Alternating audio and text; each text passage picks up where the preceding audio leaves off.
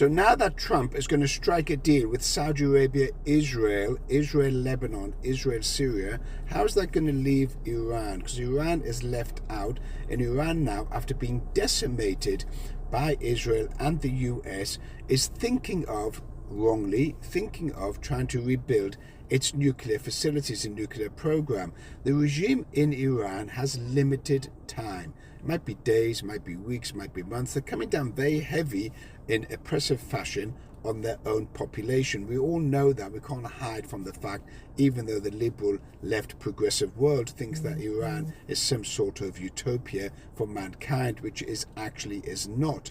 The question is, once there is a peace deal done, how's that going to be expressed in everyday business? Where you'll see what will happen is that there'll be huge investment by American companies, overseas companies, and obviously foreign investment into the neighborhood, especially Syria and Lebanon, Iraq. They've been devastated by war. Gaza will be rebuilt, excluding Hamas. Hamas will be taken out of the picture completely, and Gaza will be rebuilt. And Saudi Arabia will invest tens of billions in rebuilding the rebuilding the neighborhood, and in relations with Israel, like the United Arab Emirates has with Israel, where there is flourishing business two-way. Who's going to benefit from this relationship? Well, AI technology, defense, exploration, construction companies are all going to benefit.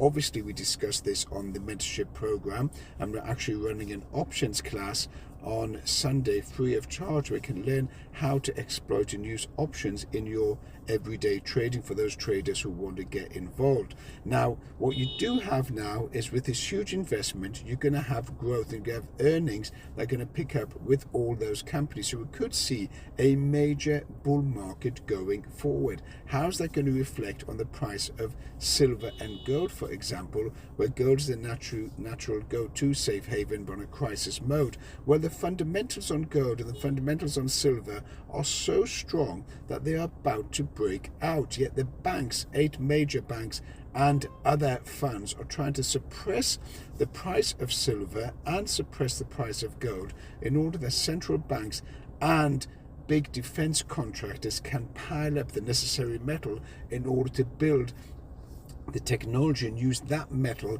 as a conductor of electricity and other systems applications in order to get their weaponry off. So there is a concerted effort to keep the price of gold and silver down. However, the 8 mega banks have failed on gold to keep the price down, and now they're trying to keep the price of silver down. I do see gold moving up to about $7,000 over the next year and a half, and silver up to about $60.